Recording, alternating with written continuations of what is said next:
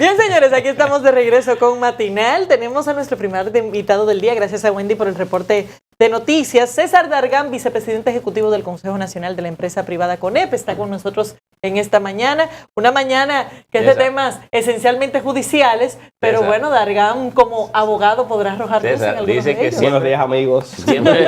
César dice que siempre hacemos que el programa bueno no sale al aire. Bueno, y no terminó ese.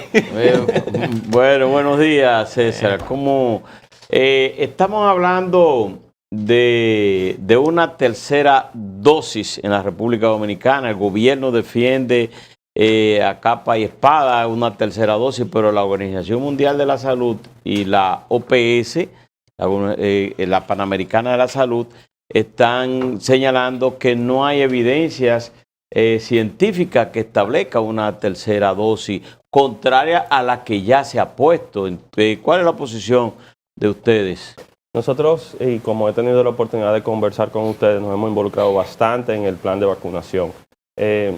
Yo preferiría que sea el gobierno que ha anunciado que mañana va a referirse al tema de la tercera dosis, que con información oficial pueda orientar a la población. Evidentemente, lo que ha publicado la propia OPS llama a que todo el mundo priorice las 2 dosis. Y en eso estamos concentrados, en apoyarlo y que el gobierno entonces dé los lineamientos de cuál ha sido el fundamento para esta decisión. Pero ustedes, aparte de lo que el gobierno pueda decir como empresarios, ¿están de acuerdo con la exhortación que hace la OMS, que se complete el objetivo inicial de las 2 dosis o que se recurra a una tercera? No, evidentemente 100% de acuerdo con las 2 dosis, algo que ha sido probado. Ahora bien, el tema de la tercera dosis es algo todavía en una fase de estudio. Como todo en esta enfermedad, hay cosas que cambian en el día a día e irá evolucionando en el tiempo. Estamos seguros de que si el gobierno ha hecho este anuncio tiene un fundamento y que mañana, como han dicho, será presentado al país. César, en sentido general estamos hablando de contratos de más de 30 millones de dosis en este momento. Y no solamente eso, sino que el gobierno continúa haciendo diligencias. Recientemente se amplió en 2 millones la de Pfizer y mucho más recientemente hemos seguido recibiendo dosis de Sinovac. Parecería que tenemos más que suficientes en este momento. ¿Nos puedes orientar, bueno, en la medida en que tengas visibilidad del tema, de cuáles son los planes del gobierno con este nivel de dosis de vacuna? Yo insisto, Laura, o sea, ojalá sea el gobierno que pueda dar información oficial. Sin embargo, estoy en toda libertad de comentar con ustedes porque tanto el CONEP como otras organizaciones empresariales y empresarios a nivel individual formamos parte de este plan y apoyamos en todo lo que podemos la vacunación. Entonces, el criterio ha sido que para que falte, que sobre. Y evidentemente nos hemos encontrado de frente con escasez, con dificultades logísticas y con muchos impedimentos que han causado que en otros países no pueda haber este nivel de avance. Entonces, en la medida que se tenga, inclusive podremos ver otras opciones y ojalá el problema sea qué hacer con un exceso y no qué hacer con una falta de las vacunas que nosotros tenemos. Bueno, porque hay un margen también importante que no se ha incluido, que son los inmigrantes no registrados, los jóvenes de 12 a 18, muchos de ellos no estarán ahí. Sí, y por eso, o sea, en la medida que podamos seguir con un flujo como el que hemos tenido hasta ahora y motivar, porque todavía hay una parte importante de la población que tiene ciertas reservas con el tema de la vacunación, sea por temas educativos, sea por temas religiosos, sea por temas de costumbres, y eso es lo que tenemos que ir superando. Ojalá todos podamos vacunarnos y poder ir venciendo. En el caso de principio de que se hablaba de la pandemia, de la vacuna, de buscar una solución de la vacuna, recuerdo que los empresarios le entregaron millones de dólares al gobierno. La primera partida fue pagada por los empresarios. 8 millones. 8 millones de dólares. Para la contratación de AstraZeneca, pero que esta vacuna no ha llegado al país, no hay forma de que llegue de la manera en que fue contratada. ¿Usted tiene algún tipo de información en torno a eso? ¿O qué piensan hacer? Nosotros desde el CONEP hemos movilizado recursos, como he dicho, para apoyar este plan. Una primera movilización fue la que obtuvo 8 millones de dólares para pagar el inicial de la adquisición de la vacuna AstraZeneca. Sin embargo, es un contrato entre el laboratorio y el gobierno. El sector privado ha puesto a disposición los recursos, pero es un acuerdo con el gobierno. En adición, nosotros generamos un segundo fondo de 8 millones de dólares adicionales que ha servido de soporte para el plan de vacunación. en todo lo que tiene que ver con logística, los insumos requeridos para el plan, toda la fase ya de despliegue e implementación del mismo.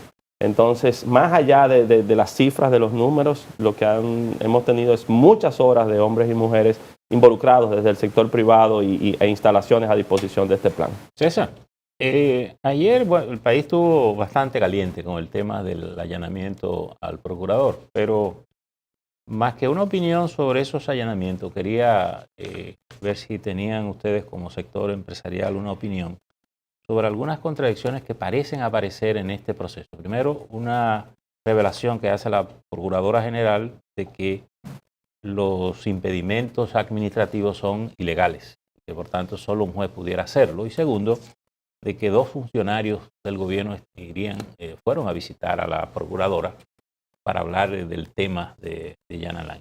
Es decir, yo quiero ser responsable y directo y franco, y estoy aquí con ustedes y es el tema de discusión a nivel nacional.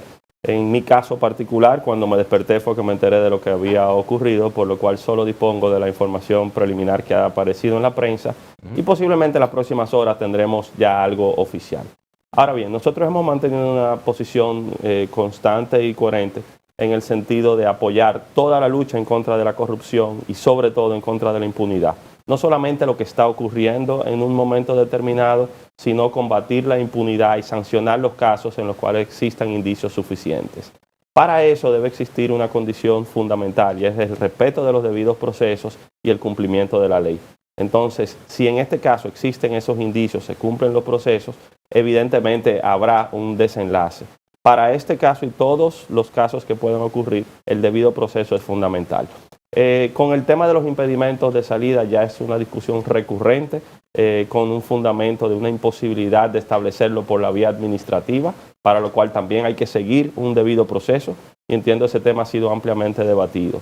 Y en cuanto a la comunicación que ha circulado en el día de ayer bajo la firma de la magistrada Procuradora General de la República, pues yo creo que ahí ella ha planteado cuál es su posición, hay muchos espacios sujetos a interpretación, pero no creo que nos corresponda a nosotros interpretar cuál ha sido la intención real de la Procuradora. Ustedes como empresarios, ¿verdad?, como sector privado, ¿no les mueve preocupación 2 hechos que pudieran desprenderse de esto? El primero es que 2 funcionarios del gobierno estén involucrándose en un asunto contrario a la línea del jefe del Estado de que son independientes, que no se involucra. Y lo otro es que Miriam Germán dice que en esa reunión, bueno, pues no contó con el apoyo de sus alternos, ¿verdad?, que son subalternos de ella, que sí pueda existir alguna discrepancia en una lucha contra la corrupción como se establece y se está viendo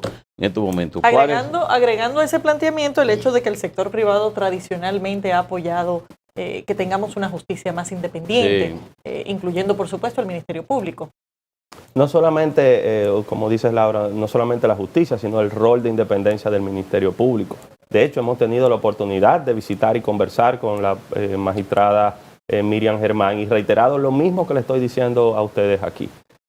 Por eso hay una serie de temas que deben ser aclarados. Sin embargo, el Ministerio Público debe actuar con esa independencia, debe actuar cumpliendo con los requisitos que establece la propia ley. El Ministerio Público, por la particularidad de su función y bajo esa independencia, no significa que existe, todos deben estar siempre de acuerdo. Hay situaciones que se pueden dar a lo interno del Ministerio Público, pero esas informaciones que son interpretativas a raíz del comunicado de la magistrada de ayer, pues deberán ser aclaradas en su momento. Permíteme, César, un breve paréntesis. Hay unos tweets del ex Procurador General de la República, Jan Alain Rodríguez, de hace apenas unos minutos, y siendo esa una noticia todavía en desarrollo, es importante mencionarlos. Dice Jan Alain en una serie de 3 tweets que es comprobado que luego del incidente del jueves y ante la exposición de esas prácticas violatorias del debido proceso, fueron obtenidas órdenes en el día de ayer, lo que comprueba que esto no es más que una persecución motivada por el odio y la venganza. Tanto la madre de Rafael Cano, quien se desempeñó como jefe de gabinete de la Procuraduría General de la República, fue allanada, al igual que mi madre, quien vive en Alemania, en la casa que nos vio nacer a todos. Si esto no es una persecución, díganme lo que es. Nos vemos hoy martes en la Procuraduría General de la República. Tweets de hace 6 minutos del ex procurador. Dice que el procurador va. Que va para Parece la que sí. Procuraduría. Eso oficializa la información de que él va a estar asistiendo voluntariamente. Y cerramos el paréntesis para seguir con César. Sí. Hay un tema que el fin de semana se dio a conocer. El Banco Central de la República Dominicana dio una información donde decía que comenzará a partir de ahora, de esta semana, a disminuir lo que es la presión internacional y la presión en la salsa de los productos de primera necesidad. ¿Tienen ustedes algún tipo de información o tienen, apoyan esa posición del Banco Central? ¿Qué más un pronóstico? Yo diría que a esa pregunta de Caminero, ustedes han estado trabajando en las mesas Así es. que el gobierno ha instituido para dar solución a este tema. ¿Se ha avanzado en algún sentido? Mira, fuimos convocados la semana pasada por el presidente de la República a la conformación de unas mesas de trabajo para abordar estos temas de las variaciones, de las alzas de los precios. A partir del lunes pasado han estado trabajando una serie de temas, una de ellas del sector empresarial, el sector industrial, el comercio y MIPYMES, el sector construcción, la sociedad civil también ha estado participando activamente en este proceso y el sector social. Y ayer se presentaron pues algunas recomendaciones de manera preliminar. Evidentemente, en cuanto a la proyección que ha hecho el Banco Central, hay muchos factores que inciden. Todos hemos coincidido de que la situación que estamos viviendo en este momento es causada por factores externos. El año pasado el mundo, no la República Dominicana, el mundo se paralizó. Eso generó algunas contradicciones en los mercados internacionales que hoy las estamos viendo. Por eso el nivel de inflación interanual de sobre un 10%, el más alto en los últimos años en la República Dominicana, es una respuesta a eso que está ocurriendo en los mercados internacionales. Ahora bien, lo que no podemos es esperar que se regularicen los mercados para tomar una serie de medidas y acciones en el territorio nacional que permitan, sobre todo, que las clases más vulnerables no se vean afectadas por esta situación. ¿Qué tipo de medidas se están discutiendo? Sí. En primer lugar, los sectores productivos se han comprometido, se le entregó ayer al ministro de Industria y Comercio, al ministro de Economía, a garantizar el abastecimiento del mercado nacional, es decir, que no exista escasez y que no exista especulación de los productos que se requieren. En este tipo de crisis hay espacios muy proclives a que se produzca esa especulación y esa escasez, y eso no ha ocurrido en la República Dominicana y se ha ofrecido la garantía de que eso continuará. En segundo lugar, un enfoque en las clases más necesitadas.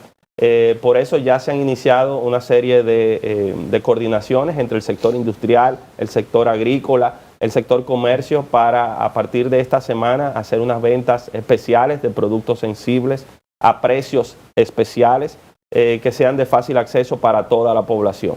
En adición, nosotros hemos planteado que cualquier subsidio que se establezca vaya directamente al consumidor.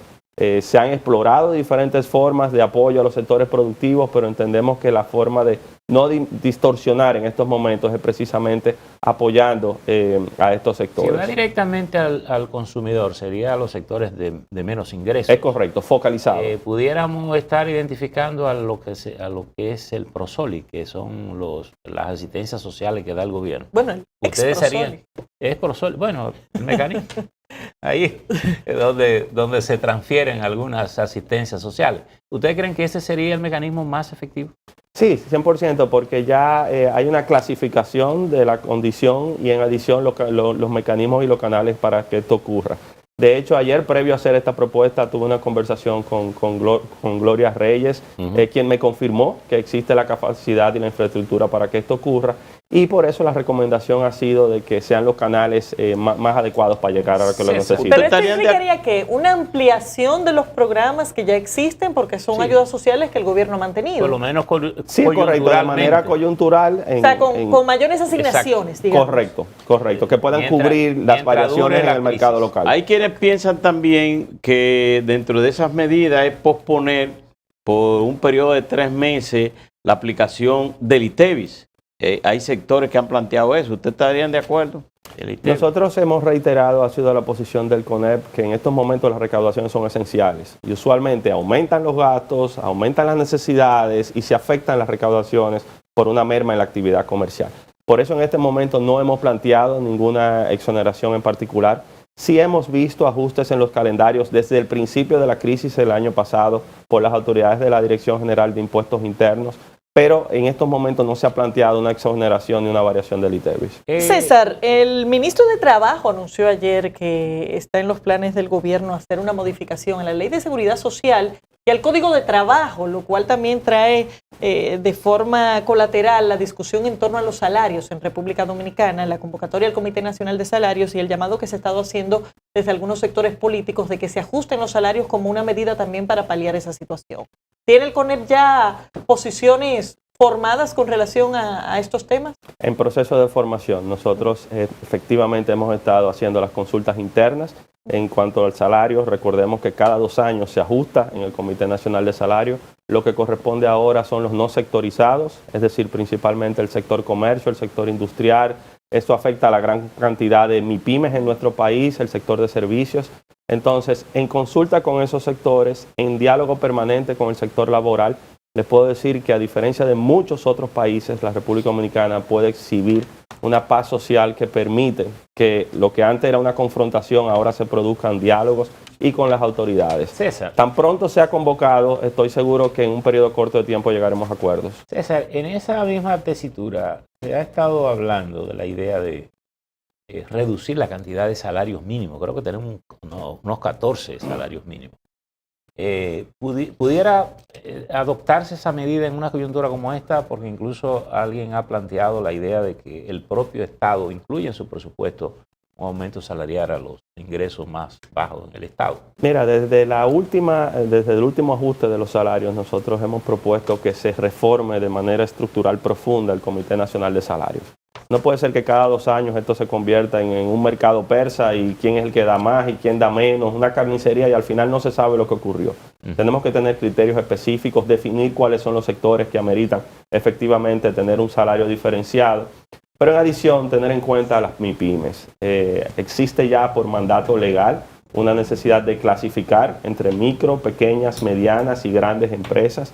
Y ojalá en este ajuste de salario, pues eso finalmente se convierta en una realidad. ¿Qué es lo que ustedes plantean en esa reformulación del Comité Nacional de Salario? Establecer criterios que produzcan un ajuste prácticamente automático, tomando como referencia indicadores de la economía. Estos indicadores deben ser diversos, porque por ejemplo, ahora estamos viendo un nivel alto de inflación.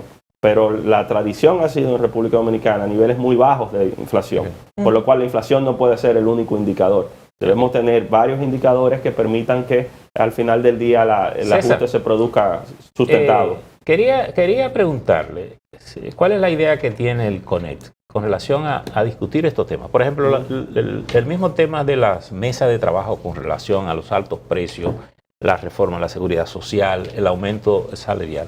¿No sería el Consejo Económico y Social el escenario ideal para que el Estado y el sector privado y social discutan estos temas? Sí, evidentemente, y más un Consejo Económico y Social reformulado con una participación diversa debe ser el espacio para muchos de estos temas. Ahora bien, ya el Consejo Económico y Social está apoderado y en ejecución del seguimiento al pacto educativo, el seguimiento al pacto eléctrico ya suscrito, con el cual hemos visto un nivel de avance.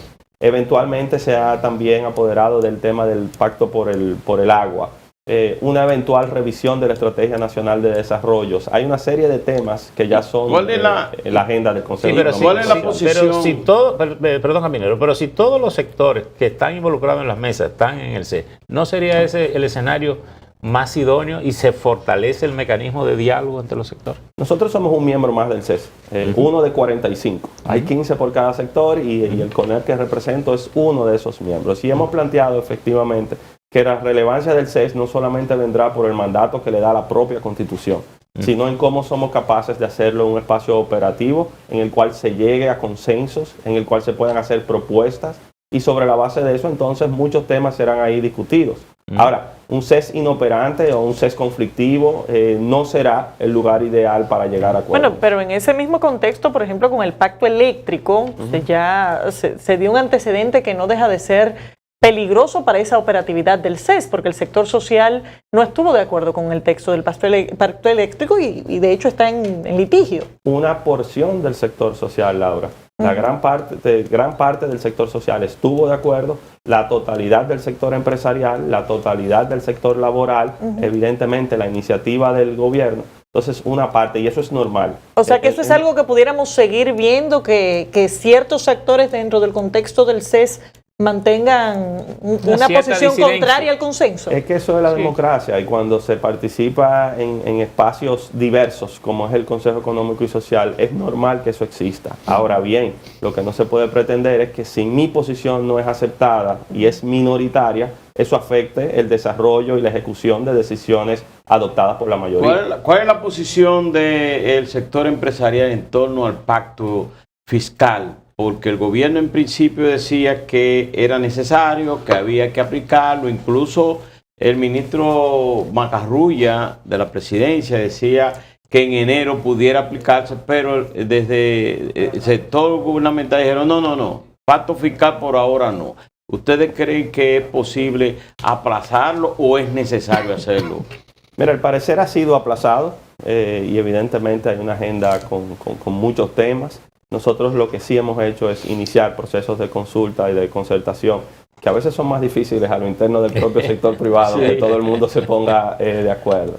Hay algunos elementos iniciales que no deberían esperar ni siquiera esa convocatoria, y es plantear cuál es el tamaño del pacto que nosotros queremos. Y eso va íntimamente ligado a cuál es el tamaño del país que nosotros queremos. Pero ¿cuál es el pacto que quiere el empresariado? Nosotros queremos un pacto que dé seguridad y estabilidad a los ingresos y a la operación de la República Dominicana, que año tras año acumula un déficit que no es suficiente para suplir las necesidades que existen. Eso implica ponerle atención al tema de las recaudaciones, cómo podemos disminuir la informalidad, facilitar a los contribuyentes que puedan cumplir con sus obligaciones, pero al mismo tiempo evaluar el tema del gasto, en qué es que estamos gastando y qué retorno tiene eso. Es un tema complejo cuando vemos que en la República Dominicana la mayor parte de las recaudaciones vienen precisamente de dos impuestos, que es del ITEVIS y del impuesto sobre la renta, donde hay sistemas complejos que la base es limitada de su aplicación, y si tú lo amplías afectas también a algunos sectores. Eliminar excepciones. Evaluarlas, ver cuál es el resultado que están teniendo en el tiempo. Hay algunas exenciones y mecanismos de regímenes especiales que han sido establecidos para promover inversión, para generar empleo, para aumentar exportaciones. Y si están funcionando, deben mantenerse. Porque hay quienes opinan que deben eliminarlas todas. Las que no funcionen, que sean eliminadas. Y hay distorsiones profundas en nuestro país en ese sentido. Entonces, lo que no sirve es que se cambie.